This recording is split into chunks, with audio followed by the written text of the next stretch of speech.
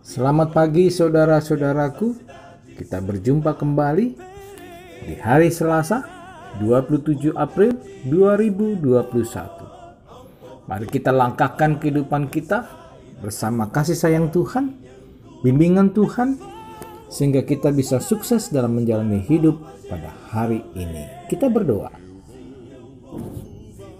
Kami bersyukur ya Tuhan, oleh karena kasih-Mu kami bisa diberi kesempatan hidup dan napas yang Tuhan berikan. Ajari kami untuk kali ini Tuhan, mengendalikan lidah dan bibir kami, agar supaya kami mampu melakukan yang baik di mata Tuhan dan berusaha mendapatkannya. Bimbing kami Tuhan dengan kuasa Roh Kudus-Mu. Dalam nama Yesus kami bersyukur dan berdoa. Amin. Saudara-saudara, di pagi hari Selasa ini, 27 April 2021, firman Tuhan bertajuk kali ini, kendalikan lidah dan bibir kita. Teks bacaan diambil dari kitab Mazmur Raja Daud, pasal 34, ayat 14 sampai 15, terjemahan baru Lembaga Alkitab Indonesia, berbunyi demikian. Jagalah lidahmu terhadap yang jahat dan bibirmu terhadap ucapan-ucapan menipu. Jauhilah yang jahat dan lakukanlah yang baik. Carilah perdamaian dan berusahalah mendapatkannya. Lebih baik dalam teks pembanding dari bahasa Inggris King James Version berbunyi demikian, depart from evil and do good, seek peace and pursue it. The eyes of the Lord are upon the righteous, and his ears are open unto their cry. Nah, saudara-saudaraku, salah satu fungsi lidah adalah bertutur kata melalui bibir dan mulut. Lidah diibaratkan bagai sebilah pedang bermata dua. Mengapa bisa begitu? Karena lewat bibir dan mulut kita bisa mengeluarkan perkataan, menuturkan makna yang baik dalam hidup, tetapi juga bisa menuturkan sesuatu yang jahat dan mematikan. Ini sejalan dengan Yakobus 3 ayat 9 sebagai pembanding yang menuturkan demikian. Dengan lidah kita memuji Tuhan, Bapa kita, dan dengan lidah kita mengutuk manusia yang diciptakan menurut rupa Allah. Perlu diketahui bahwa bertutur kata kita atau perkataan kita berkuasa karena kita segambar dan serupa dengan Allah. Imago Dei. Karena itu, lidah bisa menjadi sangat berbahaya jika tidak dikendalikan. Bisa jauh lebih buas ketimbang binatang liar. Dan biasanya itu dilalui oleh beberapa pembuktian. Contoh misalnya, manusia sering berdusta, manusia sering memutarbalikkan fakta, melakukan tipu daya, licik, menghujat, memfitnah, mengutuk, menggosip pun masuk dari bagian ini, dan lain-lain.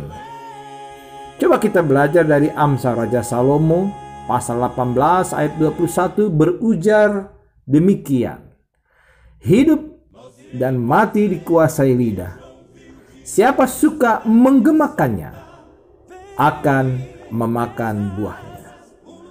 Karena itu lidah merupakan senjata yang menghidupkan, namun bisa mematikan atau malah mengsengsarakan orang lain.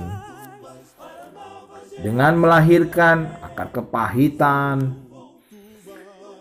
sifat dendam, sifat benci, sifat dengki, juga termasuk sifat iri hati. Demikian juga dapat menjadikan seseorang dengan lidah menjadi sombong, bahkan menciptakan perselisihan, pertengkaran. Lebih parah lagi, membuat permusuhan satu dengan yang lain, khususnya dalam semua sendi-sendi kehidupan, persekutuan, bergereja, berumah tangga, dan lain sebagainya. Sekali lagi saudara-saudaraku, Amsal Raja Salomo mengingatkan di pasal 13 ayat 3. Berbunyi demikian, siapa menjaga mulutnya, memelihara nyawanya. Siapa yang lebar bibir, akan ditimpa kebinasaan. Kalau kita mau bandingkan dengan peribahasa Indonesia, berbunyi demikian. Mulutmu adalah harimaumu, diam adalah emas. Dalam kaitan ini saudara, setiap umat percaya mutlak perlu mengendalikan lidah, bibir, ataupun mulut kita. Alkitab mengajarkan agar kita waspada dalam situasi dengan apa yang kita katakan, kita tuturkan. Sebab setiap penuturan kita bisa sia-sia yang kita ucapkan, dan itu harus kita pertanggungjawabkan pada hari penghakiman kelak nantinya. Apakah kita dibenarkan atau malah sebaliknya dihukum? Memang tidak gampang melakukan hal itu karena kita disebut manusia yang lemah. Tetapi kalau kita mau membandingkan apa yang disebutkan dalam 1 Petrus 3 ayat 10, justru surat Petrus menyerukan, siapa yang mau mencintai hidup dan mau melihat hari-hari baik, ia harus menjaga lidahnya terhadap yang jahat dan bibirnya terhadap ucapan-ucapan yang menipu. Artinya, tidak ada alasan untuk tidak mengindahkan seruan dari surat 1 Petrus 3 ayat 10 itu. Nah, kembali saudara-saudara dalam nas hari ini, hari Selasa, 27 April 2021, pemazmur atas pengalaman pribadinya menasihatkan kita untuk menjaga dan mengendalikan lidah, bibir, dan mulut kita. Dalam artian kita belajar menguasai, mengekang, dan menahan sifat-sifat yang berkaitan dengan hawa nafsu dunia. Seperti misalnya berbohong, menipu, marah, dendam kusumat, iri hati, angkuh, egois yang berlebihan, yang kesemuanya mengakibatkan dan melukai sesama kita, termasuk mendukakan hati kita. Sebaliknya, menurut pemazmur, kita selaku umat percaya seharusnya melakukan hal-hal yang baik, yaitu mari kita peduli atau empati terhadap sesama kita yang lemah, yang berkekurangan, yang memerlukan bantuan, menciptakan kedamaian, memberikan kata-kata yang membangun dan menguatkan dalam menasehatkan, dan tentu menyukakan hati Tuhan. Juga mulut kita gemar menaikkan doa, melantunkan syukur bahwa semua kehidupan yang diberikan Tuhan adalah semata-mata karena kebaikan Tuhan. Pertanyaannya yang terakhir adalah, mampukah kita mengendalikan lidah, bibir, dan mulut kita dengan kekuatan diri sendiri? Jawabannya pasti tidak. Mengapa? Coba kita lihat surat Yakobus 3 ayat 8. Disebutkan di situ, tetapi tidak seorang pun yang berkuasa menjinakkan lidah. Ia adalah sesuatu yang buas, yang tak terkuasai, dan penuh racun yang mematikan. Karena perkataan yang keluar dari mulut tidak terlepas dari hati manusia sebagai sumbernya. Maka kita harus pula menjaga hati supaya tetap bersih dan tulus sejalan firman Tuhan. Lalu Amsal Raja Salomo 4 ayat 2 juga sebagai pembanding menyerukan, jagalah hatimu dengan segala kewaspadaan, karena dari situlah terpancar kehidupan. Saudara-saudaraku, jika kita menjaga hati kita dalam takut akan Tuhan, maka dipastikan kita akan bisa melangkah bersama Tuhan untuk melakukan berbuat kebaikan.